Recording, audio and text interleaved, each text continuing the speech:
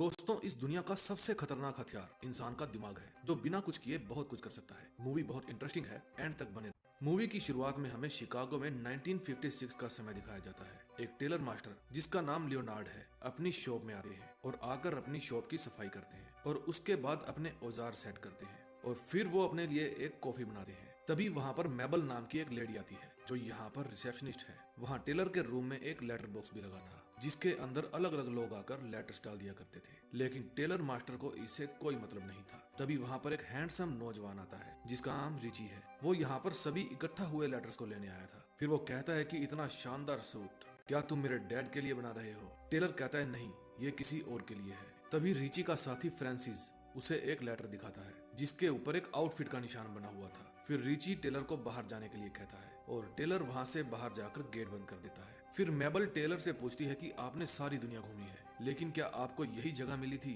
अपनी शॉप खोलने के लिए? टेलर कहता है क्यों, क्या बुराई है इस जगह में? वो कहती है यहाँ पर गैंगस्टर आते हैं। टेलर कहता है ये तो सब जगह होते हैं, बस मेरे पास एक कैंची और तुम्हारे जैसी असिस्टेंट होनी चाहिए, मैं कहीं भी ये काम कर सकता हूँ। फिर रिची और फ्रांसिस वहाँ से चले जाते हैं। फिर मास्टर का काम में हाथ बटाते समय मेबल कहती है कि मुझे रिची बिल्कुल पसंद नहीं है। मास्टर जी कहते हैं कि ये हमारा कस्टमर है और कस्टमर चाहे शरीफ हो या गैंगस्टर, कस्टमर कस्टमर होता है। दरअसल मास्टर उसे अपनी बेटी की तरह मानता था, लेकिन वो लंदन जाकर सेटल होना चाहती थी। फिर मेबल भी वहाँ से चली जाती है। फिर मास्टर जी अपना काम फिनिश करने लगते हैं और डिनर करके रात को वही काम करते करते सो जाते हैं। फिर आधी रात को गेट खुलने की आवाज से मास्टर जी उठ जाते हैं। वहाँ पर मेबल और रिची आए थे। उन दोनों का अफेयर भी चल रहा था और उनकी बातों से ये भी क्लियर हो गया था कि रिची उससे कुछ भी नहीं छुपाता था। लेकिन मेबल टेलर मास्टर की खूब रिस्पेक्ट किया करती थी। तभी उनकी बात सुनते समय टेलर के हाथ से एक रिंग नीचे गिर जाती है और उसकी आवाज सुनकर वे दोनों उसे अंदर देखने के लिए जाते हैं। लेकिन टेलर अपनी जगह पर जाकर सोने का नाटक करने लगता है और वे दोनों वहाँ से चले जाते हैं। अगले दिन मेबल फिर से तैयार होकर वहाँ आती है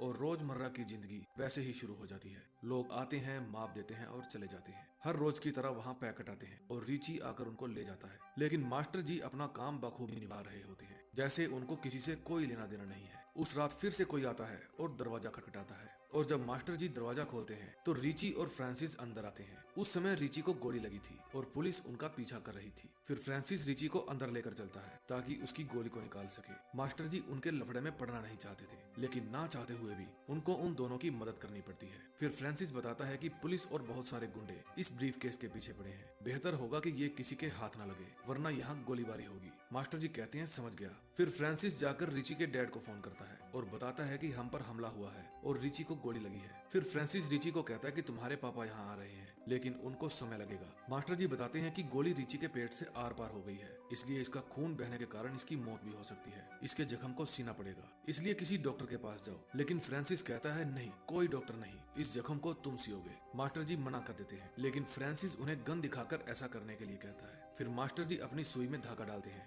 और रिची कहता है कि अबे सालो, तुम लोग क्या कर रहे हो मेरे पेट के साथ? फिर फ्रांसिस उसको टाइटली पकड़ लेता है और मास्टर जी उसके पेट पर अपनी कलाकारी दिखाते हैं। गोली उसके पेट से आर पार हो गई थी, इसलिए वो उसकी कमर में भी टांगे लगाते हैं। फिर मास्टर जी अपना हाथ धोकर वहाँ आते हैं। फ्रांसिस उन्हें कहता है कि मैं थोड़ी देर में आऊंगा, तब तक तुम इस टेप का ख्याल रखना। पुलिस भी इसके पीछे है और गैंगस्टर भी। ये सीबीआई वालों का नया गैजेट है, इसके अंदर आवाज रिकॉर्ड होती है। चाहे गुंडे आए या पुलिस, तुम खुद उनसे निपटोगे और मेरे आने पर मुझे ये टेप नहीं मिली तो तुम जानते हो मैं तुम्हारे साथ क्या करूंगा। बेचारे मास्टर जी इस झंझट में फंसते ही जा रहे थे। फिर मास्टर जी अपने काम में लग जाते हैं और रिची वहां आकर उनका धन्यवाद करता है। मास्टर जी उससे पूछते हैं कि आपकी फैमिली के साथ ऐसा कौन कर सकता है? कौन है वो खबरी? आपको किसी पर तो शक होगा। रिची पूछता है तुम्हें ये सब किसने बताया? मास्टर जी बोले कि फ्रांसिस ऐसा कुछ बोल रहा था कि इस टेप के अंदर कोई खुफिया जानकारी है, इसलिए वो इस टेप को चलाने के लिए मशीन लेने गया है। फिर रिची कहता है मुझे नहीं पता। मास्टर जी कहते हैं कि क्या आपको पता है, मैं ही हूँ वो खबरी। FBI ने यहीं पर वो माइक लगा रखे हैं। यह सुनकर पहले तो रिची को गुस्सा आता है, लेकिन फिर वो हंसने लगता है और कहता है कि इतना अच्छा मजाक कर लेते हो।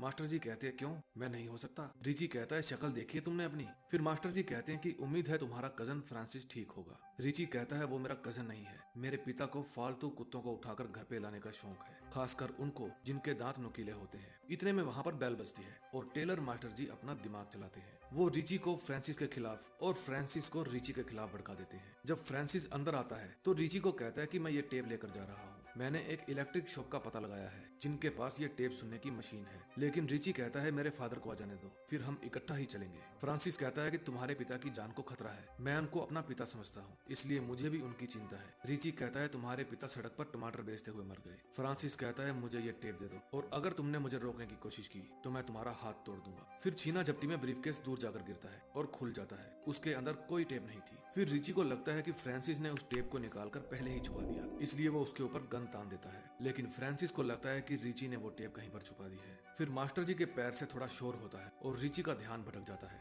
इतने में फ्रांसिस अपनी गन निकालता है और रिची को शूट कर देता है और आगे जाकर उसे एक और गोली मार देता है। फिर वो टेप ढूंढने लगता है, लेकिन इतने में वहां पर रिची के डैड की कार आ जाती है और फ्रांसिस मास्टर जी को कहता है कि बक्सा खोलो और उसके अंदर इसकी बॉडी को डालो, वरना मुझे 2 लाशें छुपानी पड़ेगी। फिर फ्रांसिस कहता है कि तुम जाकर उसके डैड को बातों में उलझाओ और मैं यहाँ की सफाई कर देता हूँ। दरवाजा खोलने पर रिची का डैड रॉय अंदर आता है और कहता है कि तुमसे मिलकर हमेशा ही खुशी होती है। फिर वो पूछता है कि वे दोनों कहाँ हैं। टेलर अंदर की तरफ इशारा करता है। फिर वहाँ फ्रांसिस आता है। रॉय कहता है कि तुमने पहले मेरी जान बचाई और फिर मेरे बेटे की, मैं तुम्हारा कर्ज कैसे उतार पाऊंगा। फिर वो रिची के बारे में पूछता है। फ्रांसिस कहता है कि वो तो आपके पास गया था वो टेप लेकर, मैं उसके साथ जाने वाला था, लेकिन उसने मुझे मना कर दिया और कहा कि तुम हमारा यहीं पर वेट करो, मैं अपने डैड के साथ तुम्हें लेने आऊंगा। फिर रॉय बाहर जाकर अपने आदमियों को फोन करके पूछता है क्या रिची घर आया है। वे बताते हैं नहीं, और अंदर रॉय का बॉडीगार्ड उसी बॉक्स के ऊपर बैठ जाता है जिसके अंदर रिची की लाश पड़ी थी। उस समय फ्रांसिस और टेलर की फटी पड़ी थी। फिर जब रॉय अंदर आता है तो फ्रांसिस उसे कहता है कि चलो हम बाहर जाकर उसे ढूंढते हैं और हमें मास्टर जी को भी घर जाने देना चाहिए, इन्होंने हमारी खूब मदद की है। लेकिन रॉय कहता है तुम जाओ, मैं यहीं रुकूंगा क्योंकि मेरे आदमियों का फोन यहीं पर आएगा और मेरे बेटे को वापस लेकर ही लौटना। फिर मास्टर जी अपना काम करने लगते हैं और रॉय पूछता है कि तुमने लंदन क्यों छोड़ा। मास्टर जी कहते हैं कि वहाँ पर ब्लू जीन्स का हमला हो गया था और मैं ठहरा कोट पैंट सिलने वाला, तो मुझे लंदन छोड़ना ही पड़ा। मैं वहाँ से एक कैंची लेकर यहाँ पर आया था, मेरी कैंची ने मेरा हर पल मेरा साथ दिया है। रॉय कहता है कि हमारे पास हमेशा 2 चॉइस होती है, मैंने कैंची की जगह इस गन को चुना। जैसे तुम कटाई के बाद फालतू कपड़ा बाहर फेंक देते हो, उसी तरह मैं मर्डर करने के बाद लाशें बाहर फेंक देता हूँ। और ये सब मैं तुम्हें इसलिए बता रहा हूँ क्योंकि रिची का कोट तुम्हारे पीछे टंगा है, वो इसे पहने बिना बाहर नहीं जा सकता, और वो भी दिसंबर के महीने में। इसलिए मुझे सच सच बताओ कि यहाँ पर क्या हुआ था। टेलर मास्टर कहते हैं कि मैं आपसे कुछ नहीं छुपा रहा। फिर रॉय अपने आदमी को बुलाता है और कहता है कि मेरे 5 गिनने तक अगर ये अपना मुंह ना खोले तो इसकी खोपड़ी उड़ा देना। मास्टर कहता है कि मुझे फ्रांसिस ने मुंह खोलने से मना किया है। मास्टर जी बताने ही वाले थे, इतने में वहाँ पर फ्रांसिस आ जाता है और उसके साथ मैबल भी थी।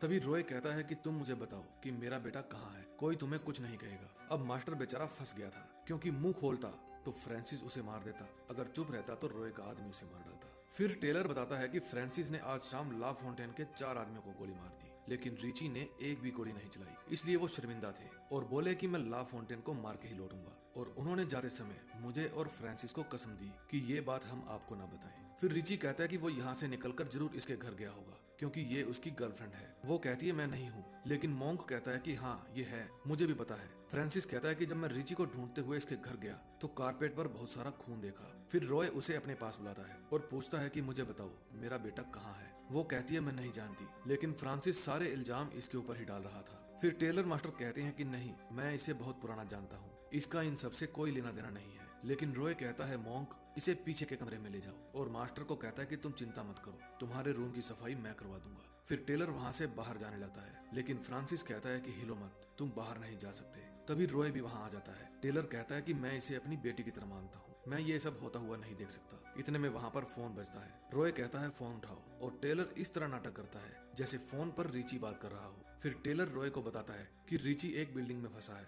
और उसने एड्रेस दिया है और कहा है कि मेरे पिता को जल्दी से जल्दी वहाँ पर भेज दो ताकि वो मुझे वहाँ से ले जाए। फिर रॉय वहाँ पर जाने लगता है, लेकिन फ्रांसिस कहता है कि मैं यहीं पर रुककर इन दोनों पर नजर रखूंगा, कहीं ये हमारे जाने के बाद पुलिस को फोन ना कर दे। रॉय कहता है ठीक है। फिर फ्रांसिस उन दोनों के पास आता है और कहता है कि या तो हम दोनों मिलकर इस लड़की को मार दें या मैं अकेला तुम दोनों को मार देता हूँ। फिर मास्टर जी अपना तेज दिमाग चलाते हैं और कहते हैं कि ये ला फोंटेन को फोन करेगी और उसे बताएगी कि रॉय अपने आदमियों के साथ उस बिल्डिंग में गया है। फ्रांसिस पूछता है ये क्यों बताएगी। मास्टर जी कहते हैं क्योंकि यही खबरी है, रिची अपनी सारी बातें उसको बताता था और यही पैसों के लालच में सारी खबर ला फोंटेन को दे देती थी क्योंकि इसको लंदन जाना है। फिर फ्रांसिस पूछता है कि टेप भी जरूर इसके पास होगी। मास्टर जी कहते हैं नहीं, वो मेरे पास है। फिर मास्टर कहता है कि अगर 5 मिनट के अंदर अंदर ला फोंटेन को फोन नहीं किया गया तो रॉय अपने बेटे को ढूंढे बिना ही यहाँ पर वापस आ जाएगा और हम तीनों को ही मार डालेगा। इसलिए मरने से अच्छा है कि ला फोंटेन के आदमी रॉय और उसके आदमियों को मार दें और तुम टीम लीडर बन जाओ। फिर मेबल जाकर ला फोंटेन को फोन करती है और उसे रॉय के बारे में बता देती है और उस टेप के बदले बहुत सारे पैसे डिमांड करती है। फिर वापस आकर वो पूछती है कि रिची कहाँ है। फिर टेलर उसे रिची के दर्शन कराता है। फिर कुछ ही देर में वहाँ पर गाड़ी की आवाज आती है। फ्रांसिस कहता है कि मैं अंदर जाकर छिपता हूँ और तुम जो भी हो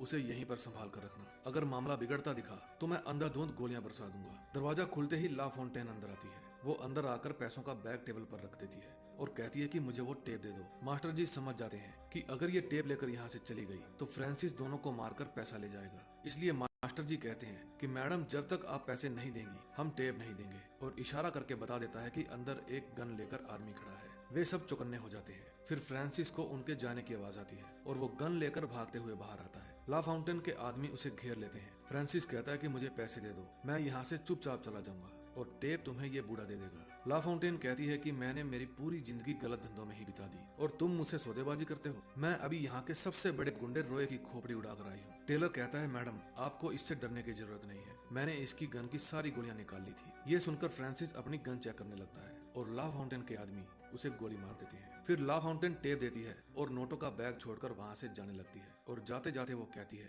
एक टेलर जो सिर्फ सुनता है कभी बोलता नहीं, उसके दिमाग में क्या चल रहा है कोई नहीं जानता। फिर एंड में हमें दिखाया जाता है कि वो टेप भी नकली थी और उसे हमारे प्यारे मास्टर जी ने ही पोस्ट किया था क्योंकि उनको उस रिकॉर्डर के बारे में पता चल गया था। फिर वो उस रिकॉर्डर में आज रात की सारी घटना जो उसमें रिकॉर्ड हो गई थी मेबल को दे देते हैं और कहते हैं कि ये टेप तुम सीबीआई को दे देना और मुझे इस टेप के बारे में कुछ भी पता नहीं है, अब जहाँ भी रहो मजे से रहना। फिर मेबल वहां से चली जाती है और हमारे प्यारे मास्टर जी अपना सूट बूट पहनकर तैयार हो जाते हैं। फिर वे उस जगह पर केरोसिन छिड़ककर आग लगा देते हैं, लेकिन तभी वहां पर फ्रांसिस उठ खड़ा होता है और अपनी गन से मास्टर जी पर हमला कर देता है। एक गोली मास्टर जी के हाथ पर लगती है। फिर वो चाकू से उन पर हमला करने की कोशिश करता है, लेकिन मास्टर जी बताते हैं कि मैं टेलर बनने से पहले तुम जैसा गुंडा था। मुझे मेरी गन सबसे प्यारी थी और चाकू भी, लेकिन मुझे कभी किसी को मारना होता तो मुझे इन चीजों की जरूरत ही नहीं पड़ती थी। फिर फ्रांसिस उसके ऊपर हमला करने लगता है और मास्टर जी अपनी कैंची से फ्रांसिस का काम तमाम कर देते हैं। फिर मास्टर जी तैयार होते हैं और अपनी कैंची लेकर एक नई जगह पर जिंदगी शुरू करने चले जाते हैं। तो दोस्तों ऐसे ही नहीं कहा जाता कि इस दुनिया में सबसे खतरनाक चीज इंसान का दिमाग है। अब मास्टर जी को ही देख लो, इन्होंने पूरी फिल्म में हथियार उठाए बिना एक पूरी गैंग का सफाया कर दिया। दोस्तों अगर आपको ये मूवी जरा सी भी अच्छी लगी हो तो कमेंट में आप मेरा हौसला बढ़ा सकते हैं और सब्सक्राइब के बटन पर अपना प्यार दिखा सकते हैं। मैं मिलूंगा एक और नई मूवी के साथ, तब तक के लिए बाय बाय।